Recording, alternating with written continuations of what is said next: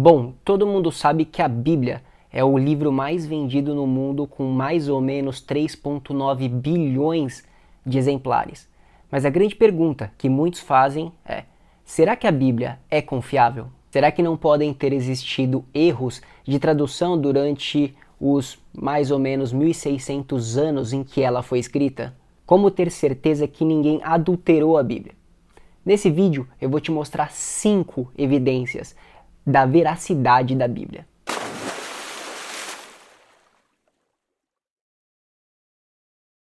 Rapidinho, antes de começar, eu quero te lembrar de deixar o teu like, porque deixando o teu like você ajuda o canal, é a forma como você pode ajudar o canal, tá bom?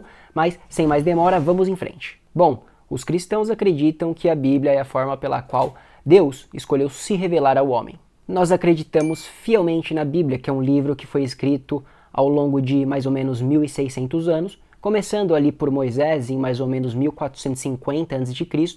e finalizando com João ali em Apocalipse, mais ou menos em 90 ou 100 depois de Cristo. O que é incrível, pessoal, é que a Bíblia foi escrita por mais de 40 autores diferentes e ela apresenta uma harmonia sobrenatural. Mas a grande pergunta desse vídeo é: mas, afinal, quais são as provas de que a Bíblia ela é verdade, as provas da veracidade da Bíblia e as provas de que ela não foi adulterada ao longo do tempo?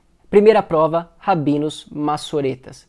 Os rabinos massoretas eram judeus que se dedicavam a preservar as escrituras. Eles substituíram os escribas ali por volta de 500 a 900 depois de Cristo, e eles padronizaram o som das palavras, porque no hebraico antigo não existiam vogais. Esses massoretas eram responsáveis por fazer as cópias dos textos antigos.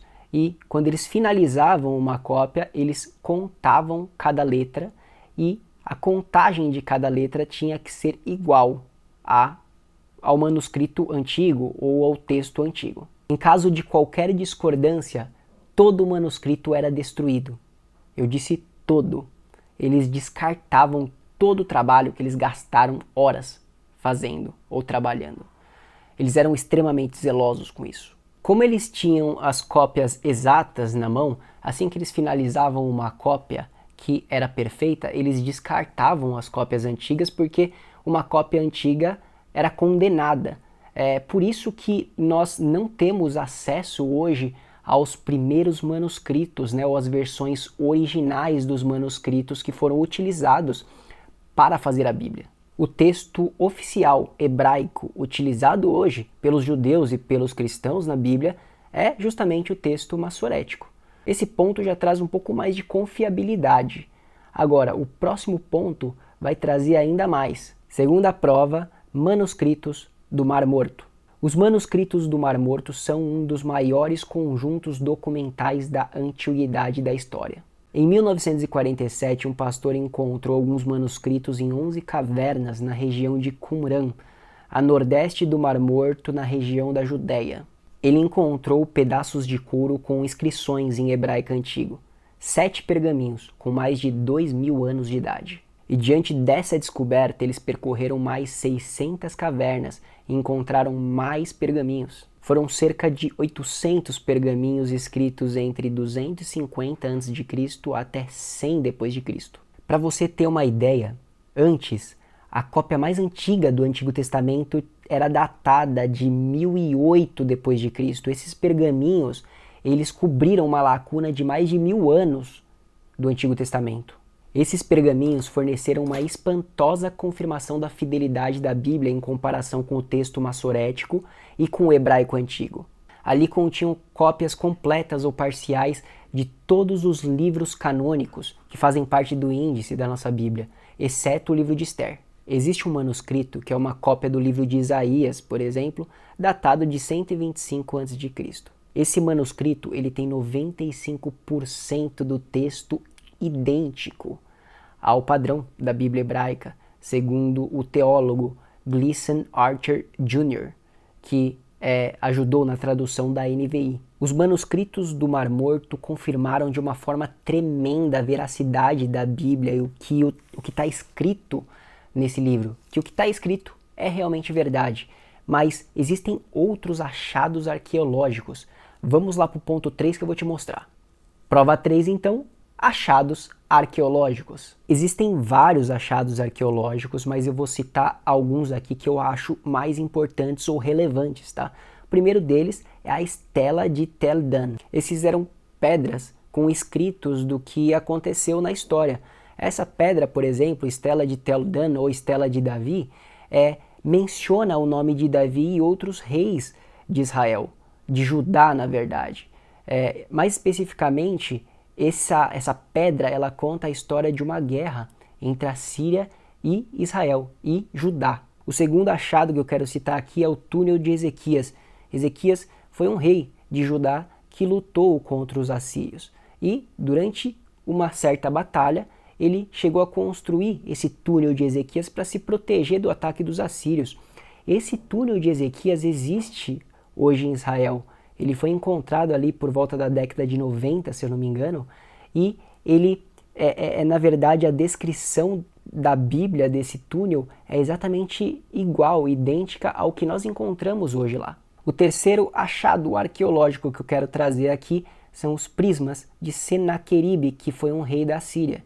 Esses prismas contam a história, ou relatam a história da guerra entre a Síria e Israel do ponto de vista do inimigo, e isso confirma a fidelidade da Bíblia, porque a Bíblia conta essa mesma história também. Quarto ponto que comprova a veracidade da Bíblia é que a Bíblia tem muitas cópias.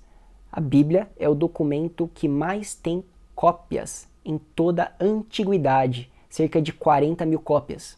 Isso faz com que esse documento tenha muito mais confiabilidade do que o segundo documento da antiguidade que tem mais cópias, que é a Ilíada de Homero, com 649 cópias. Logo, se alguém quisesse alterar ou adulterar a Bíblia, ele teria que adulterar ou alterar todas essas 40 mil cópias.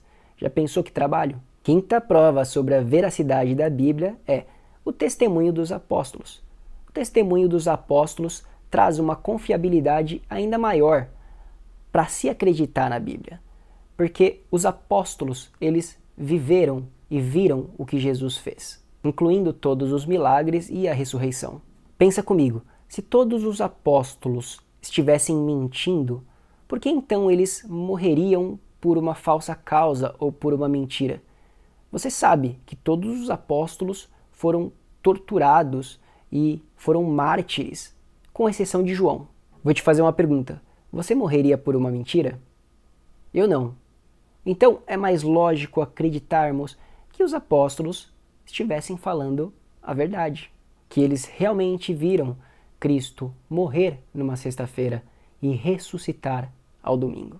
Para concluir, pessoal, mesmo a Bíblia sendo um livro que tem uma idade aí de mais ou menos 3.000 anos e foi escrita por mais de 40 autores diferentes, temos provas que comprovam a veracidade do que está escrito aqui. Além disso, ela é muito mais que um livro comum, e só Deus poderia garantir as escrituras reveladas de uma forma intacta por tantas gerações. A Bíblia é realmente a forma como Deus escolheu se revelar ao homem.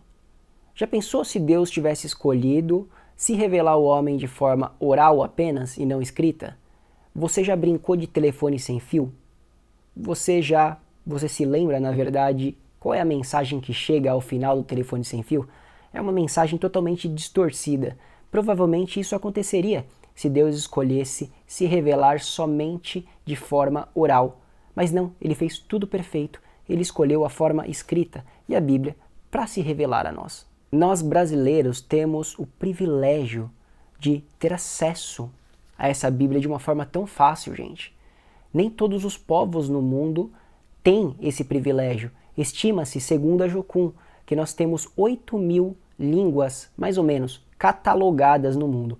E apenas 10% dessas línguas têm a Bíblia completa traduzida. Portanto, você, brasileiro, brasileira, valorize o que você tem em mãos. Não é só um livro de história isso aqui. Isso aqui é a forma pela qual Deus escolheu se comunicar com a humanidade. O Matando a Sede fica por aqui. Se você acompanhou até aqui, mas esqueceu de dar o seu curtir, faça isso agora, me ajuda aí, tá bom? E se você quer ficar por dentro também de todos os outros vídeos que vão saindo todas as semanas, se inscreve, ativa o sininho para ser avisado, tá bom? Fiquem com Deus e até a próxima.